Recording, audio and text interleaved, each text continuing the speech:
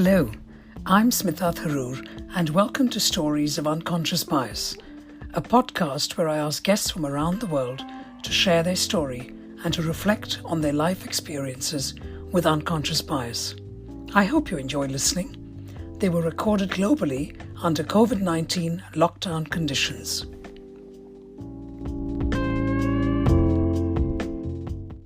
It's with great excitement that I would like to introduce my speaker today.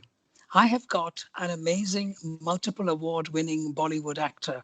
Guess who? I've got Vidya Balan. Vidya Balan, for those of you who don't know, is also a Padma Shri awardee, one of the highest civilian honors by the government of India. Vidya is also one of the most known, loved and respected actors in Bollywood today, which is hence my excitement, as you can hear in my voice. She's pioneered a change in the concept of a Hindi film heroine and is referred to as the first film hero of modern times. Vidya is credited with ushering in female-centric cinema in Bollywood. She's one of the few actors to have been able to garner both critical and commercial success for films, as she is consistently breaking the mold and offering us memorable characters. And if that's not enough, Vidya is also known for the humanitarian causes she has supported over the years. Her contributions in the area of sanitation, education, and women's empowerment have been hugely affected. So, Vidya Balan, thank you so very much for joining this conversation with me on the unconscious bias. It's an absolute pleasure, Smita. Thank you for having me on this very special podcast. I love, the opportunity to be able to speak about this because how often does one get to talk about things like this? Talking unconscious bias. So, what do you understand by those two simple words, unconscious bias? I guess bias is, I would say, bias is ideas or perceptions um, that are, you know, that could move from one end of the spectrum to the other, not move from, that could be at either end of the spectrum, fairly or unfairly, and I think more unfairly. And unconscious bias is really what we've been taught as children, not necessarily taught, but what we've seen, observed, absorbed as children. It's part of our upbringing. It's the conditioning.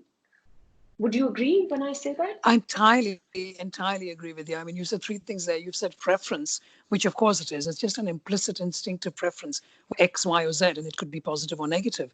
But Right. what's even more powerful is what you're saying about upbringing and conditioning, Yeah. and how, we take our upbringing for granted. We are who we are. This is how we were brought up. This is how our parents brought us up. We don't think any differently because that's our life at that time. And it's only with the benefit of hindsight that we can reflect. And in fact, what you've said actually just reminds me of a story that somebody else shared with me. And this is a very moving story. I was speaking at a conference in Philadelphia, and Mm. an Italian origin woman, who's I think in her mid 30s, came up to me after my talk and talked to me about the fact that when she was growing up, she grew up in what is an extended family or a joint family where you've got parents, grandparents, uncles, cousins, and so on under one roof. And when she was growing up, the male elders in her home just didn't allow her to have a voice, or to any of the other women to have a voice. Fast forward to today, and this was what was so powerful, her epiphany while she was sharing this with me. So when she's in an office and she's attending a team meeting, she's often got things to contribute. But this unconscious bias is so deeply embedded within her that she never speaks up at these team meetings. And that's because for years she wasn't allowed to speak up. And that's the power of unconscious bias. So when you're hearing stories like this, Vidya, could you share your own personal stories with us of what you've taken away and experienced? Yeah, this actually resonates very strongly with me because, um, you know, um, I have to say that growing up, um, we're just two girls. So my parents gave us every freedom. And yet, the power of unconscious bias is it's like heredity, it gets passed on without you being aware of it. my mother grew up without a mother. Her mother passed away very, very early in life. And, her siblings were much older than her. So I think she was pampered, but not really allowed to have a voice. That's a slight dichotomy, I know, but it's a very, I guess it happens a lot of times. Uh, she her every need was taken care of, but she wasn't really allowed to, or she was made to feel like she didn't know much. I have carried that. I think my mother passed it down to me unconsciously, and I have carried that with me forever until a couple of years ago when I work with a healer, and it came up and repeatedly in my healing sessions, and I realized that I always held myself back because I felt I didn't know enough. Oh, I mean, if you see my expression right now, Vidya, you will realize how moved I am by that story you've shared. Um, Y- it's hereditary, is what you're saying. It's like yeah, the mother doesn't know any different, and because yeah, of her own life experiences, she just continues the same, and yeah. then it's the next generation, and then it could be the third, and it could be the fourth, and it can keep going, No, and and it's one suddenly is part what of your you DNA, and you don't even. yeah, sorry, I interrupted No, you. go ahead, please do. No, One no, is and the one thing is that like I said, my parents have given us every freedom. So it's a conflict between the way they wanted to bring us up and the things that we were picking up unconsciously from the personalities of our parents. yes, So exactly. I think so while my mother has always told me, no, you must speak up, you must. I remember, for years after I became an actor, I was always apologetic about my success. And on the one hand, she would keep telling me, why should you be apologetic of your success, and don't let anyone walk over you, because I was almost like a in sometimes I was wanting to be a wallflower. I just felt like maybe I wasn't worthy of the success. And she would keep talking to me. And yet, what I saw with her is she was always wanting to, disappear into the background. So, Because she no, had no, yeah, she didn't know any different. And what she you're didn't know saying any different. actually, and Yeah. there's something called imposter syndrome, which I'm sure you've read about, Yes. where, and this, I mean, it happens amongst men and women, but Mm. the majority statistically are more amongst women. And it particularly in terms of industry happens amongst the creative industry, which is very interesting because the creative types, which very much includes you, um, Right. what does that mean? That you are extremely good at what you do, you're extremely creative, and particularly for actors like you're also in front facing. There are people looking Right. at you all the time. You can't go to a shop to buy something without somebody Right. recognizing you, certainly in India, Right. if not abroad as well. And Right. yet there is this business of self-belief. Am I good enough at what I do? Is Yeah. this okay? And it's not even that you've actually asked yourself the question the way I'm articulating it. Yeah. It's just there as part of your DNA because you've seen the way your mother is behaving. And this is Yes. so powerful because unconscious bias is what it is. It's unconscious. We don't even realize it. You're now able to articulate it because you've had somebody else to talk through with your healer and you've explored, you've shared, you've discussed. Yeah. But so many of us don't have those same privileges and may not even realize that they are just presenting in a certain way without even recognizing that they could be somebody else. Yeah. If they And only then, stopped and thought. there are layers to this. So one is what you get from your family, from your parents, and then there is what you get from society. Then there is another layer, which is what you get from your country. I think because there is an Indian way Tell us in more. terms of, yeah, for example, you have an idea of the ideal Indian woman. No one needs to tell you this. Right.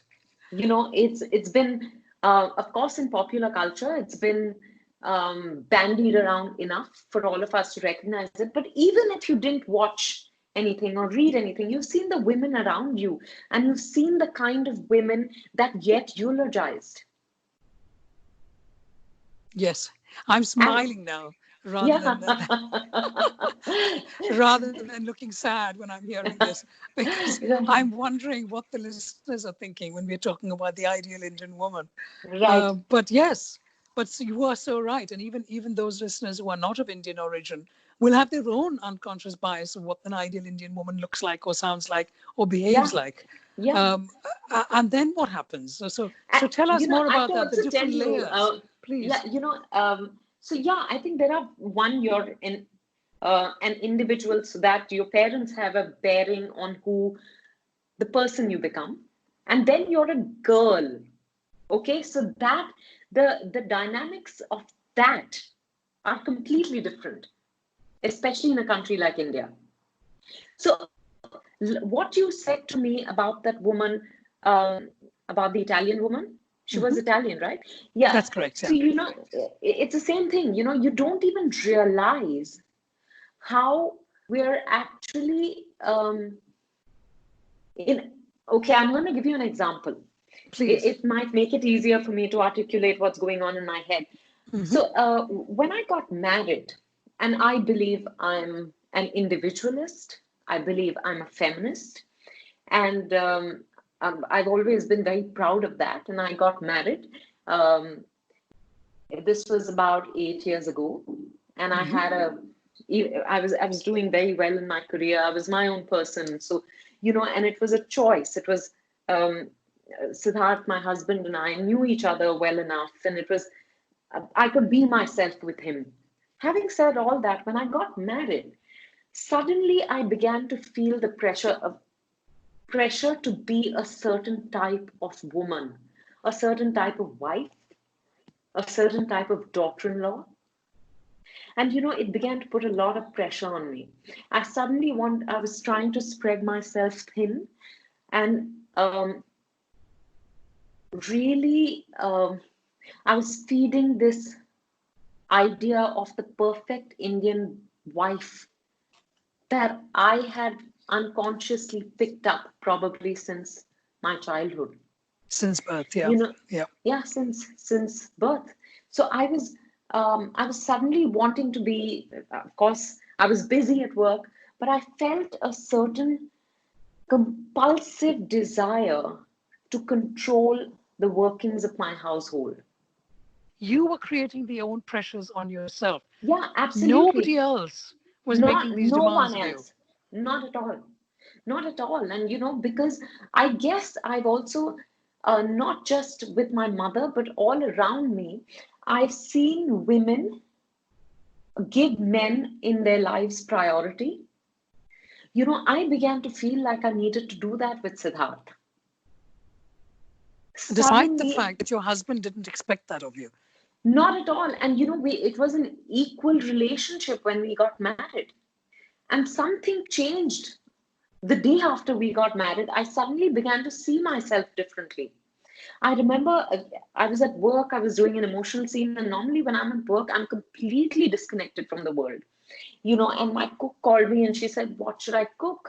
Now she's also, a product of conditioning, Mhm. and she's not going to call Siddharth and ask him what to cook for dinner. She called me. I was in the middle of the scene and I could not take the call but that frustrated me no end because I remember losing connect with the scene that I was doing. And yet you chose to take the call I because you wanted chose, to be the good wife, to go back to absolutely. the family and to the food and everything else that you had planned Yeah, for the day. Isn't that yeah. interesting? It doesn't matter what nationality we are. You think it might be just the product of being an Indian woman, but I can assure you, these stories are similar the world over, certainly of a certain generation of Yeah, women.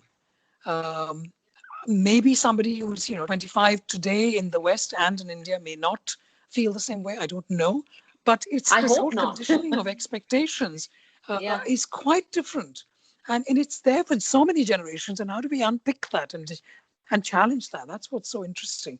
That's what you're saying in this story, which I find very powerful about your own belief that things need to be done in a certain way.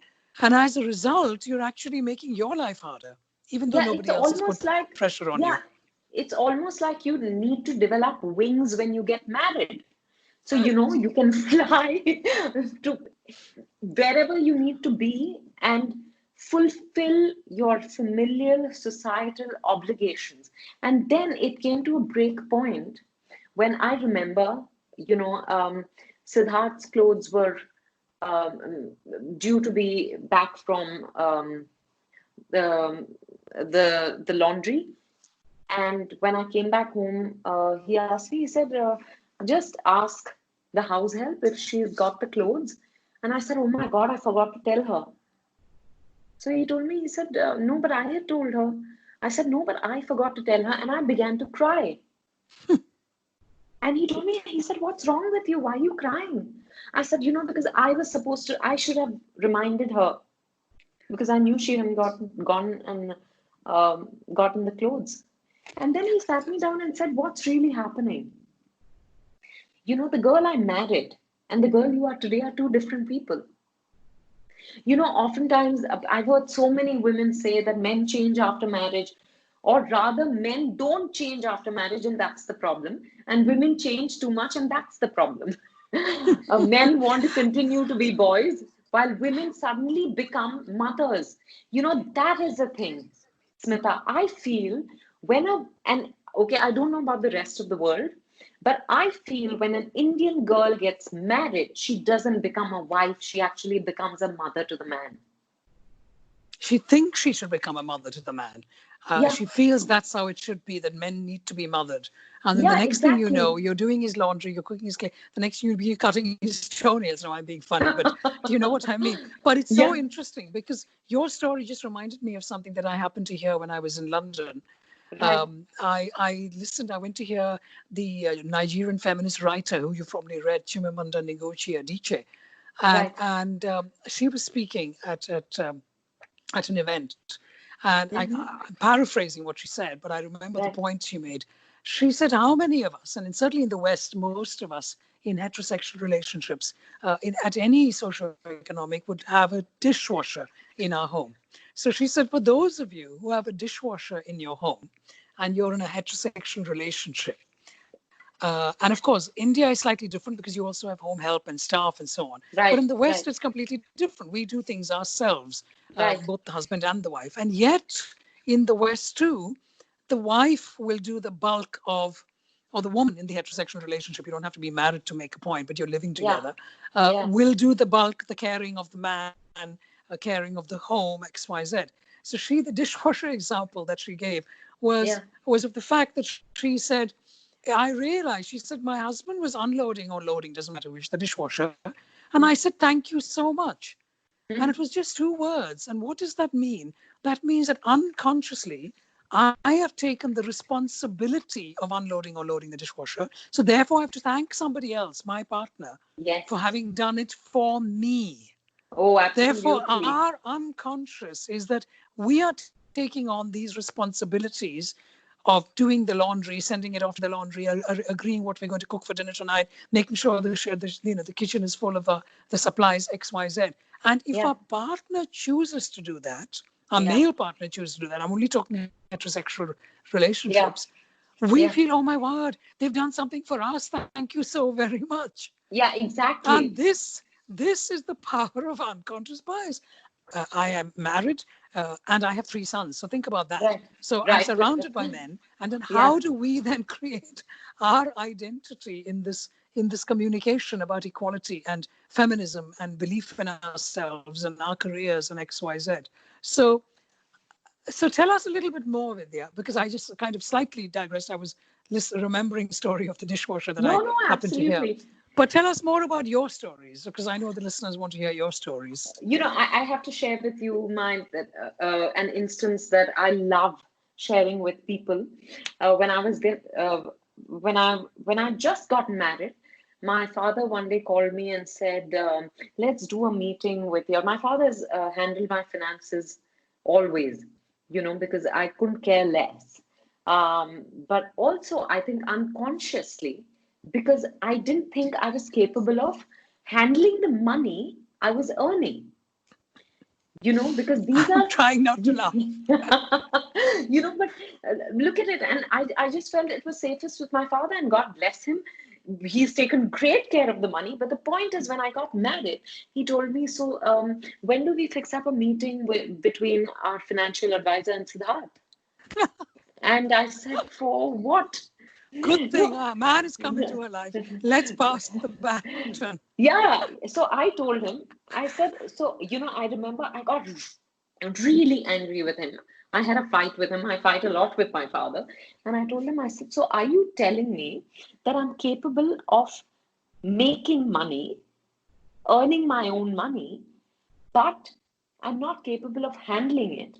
So it has to be passed on from one man. The control of that money has to be passed on from one man to the other. So he said, no, that's not what I meant, but it's just, the expected. I said, no, it's not the expected thing. Siddharth's not asking me to do a meeting with his financial advisor. Yeah. I'm not No, going but to I mean, get him. I've stopped laughing because it is actually very serious. I mean, what's the It, point of laughing? Because it is yeah, extremely important for us to recognize this. And again, this is not just in a stereotypical Indian home, I can assure you.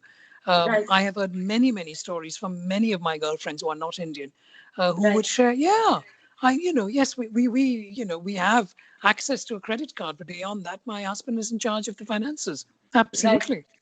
So, I'm just saying my father knows no better, or knew no better. When I said this to him, he was a bit taken aback, and, he probably thought that I didn't trust Siddharth. And I told him, I said, I love the man. And I trust him enough to want to spend the rest of my life with him. But I trust myself enough. And you have to trust me when I say that. Exactly. You know, And that's the but thing, because it's so deeply embedded in your father's unconscious that he didn't think beyond what is normal for him. It's all about challenging what we think is normal, yeah, whatever that could look like. exactly. And exactly what you were telling me a little while ago, that, women say that we have access to credit cards, but nothing beyond that. I know so many women who earn the money. Sometimes their spouses are, for example, house husbands, but they come and hand over the money to their husbands. They have absolutely no control over their earnings. And I think money is power.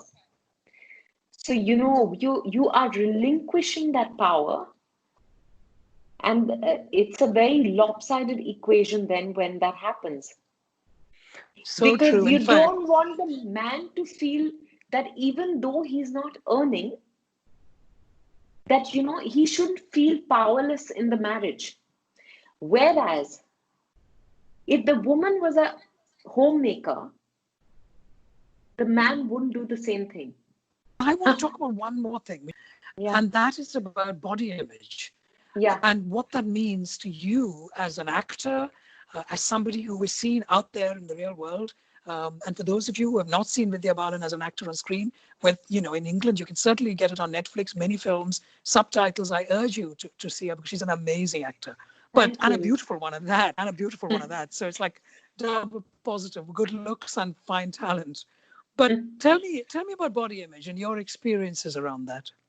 I still find it a bit difficult when someone refers to me as beautiful. So thank you very much. But, I grew up a fat child, a fat girl, Mm-hmm. and therefore I never saw myself as beautiful. At home, for example, my father always made me feel beautiful, both my sister and me. My mother has always had body image issues. So again, poor thing, she knew no better, but probably those got passed down to us unconsciously. So, I always felt small in my bigness.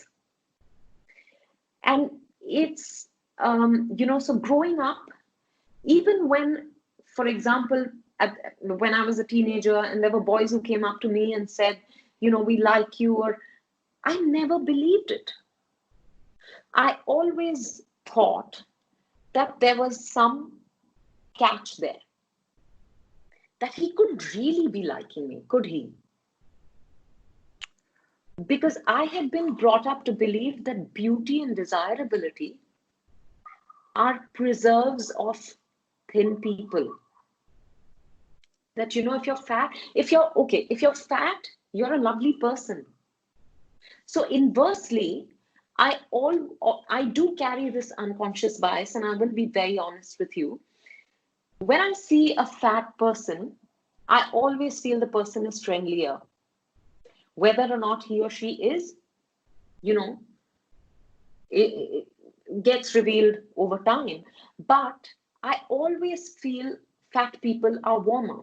Because what was I told growing up? Oh, you're so fat and so cute. You're such a lovely girl. Because no one used, today, of course, I take great pride in the fact that I don't just get described as a beautiful woman.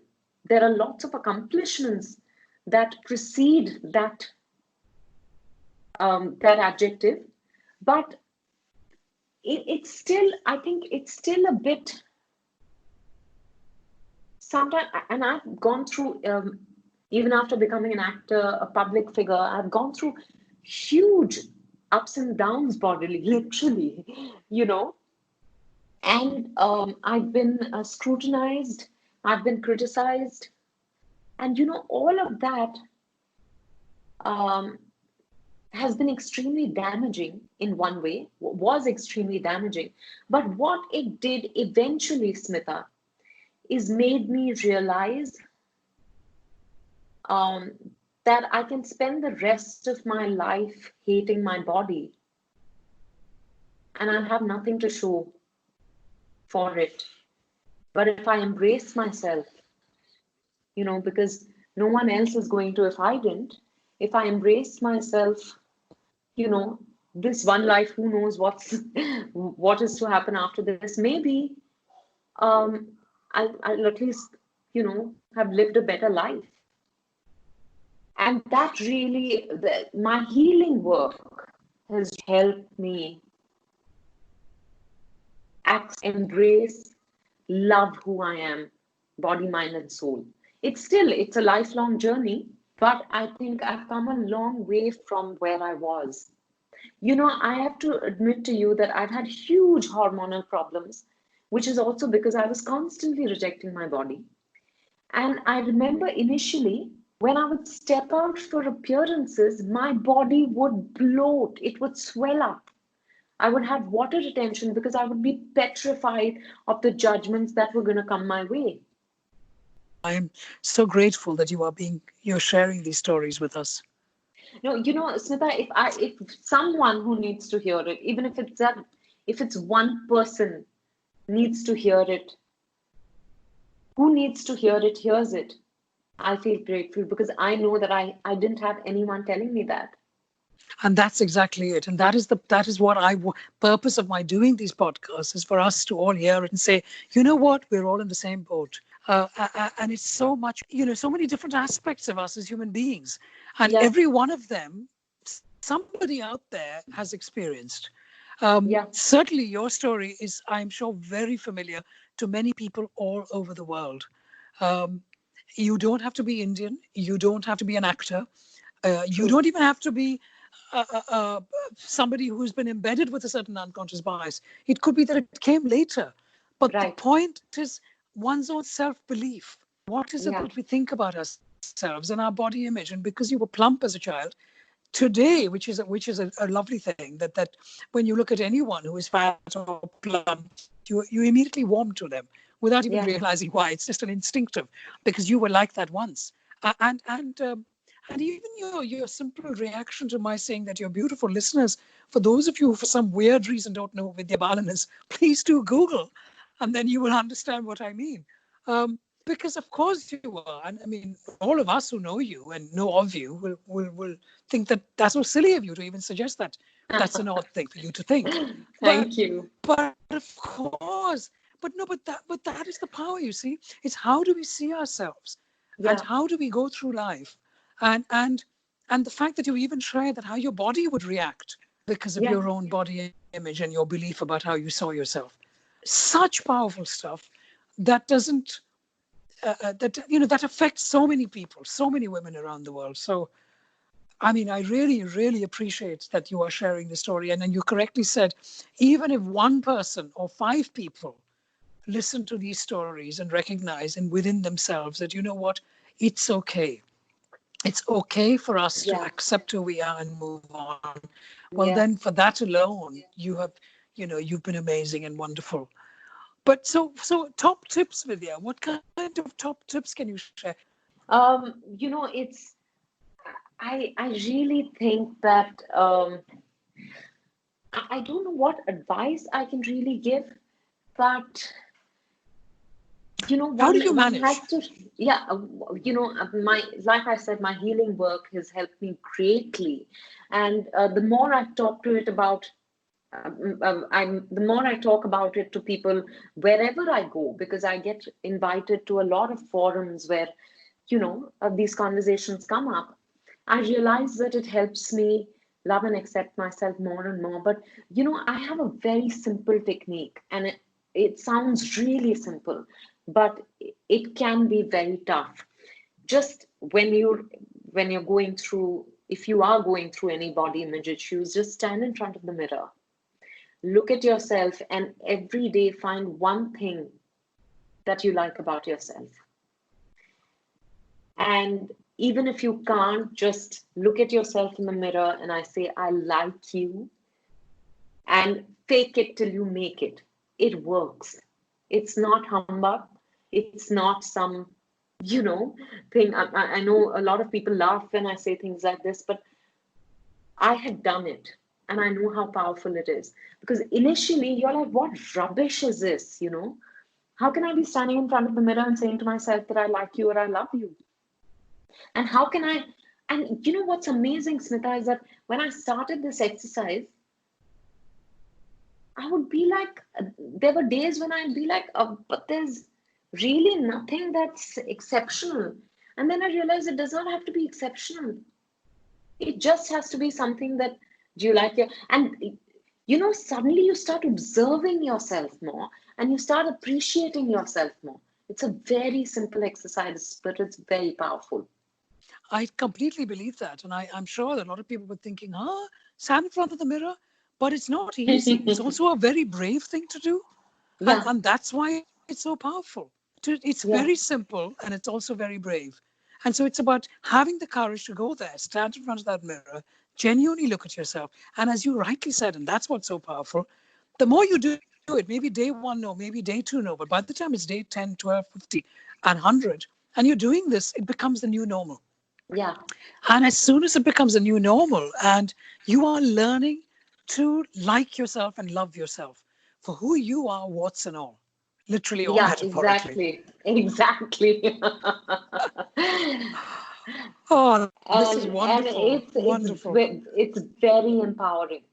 I It's, bet it is. you actually begin to see yourself with a new set of eyes. Yep. Wow. Brilliant stuff. Yeah, Brilliant. Vidya yeah, Balan, I don't know what else to say other than a huge, big, fat thank you. Um, because it's been so empowering. I know that the listeners all over the world who I hope will be tuning in and listening to this podcast when I launch it will appreciate your honesty and your wonderful story way of of sharing with us some good stories and learning for all of us to take away. Vidya Balan, thank you so very much. no, thank you for having me again, and more power to you, because like I said, not many people speak about this, and I'm so glad for this opportunity to have been able to share with you. That's also very, very healing, empowering, and so much more. So thank you. Thank you again.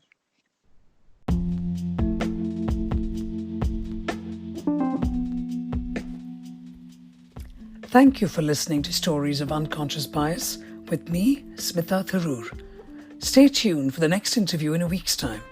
You can follow me on Instagram and Twitter for updates on my episodes at Smita Tharoor.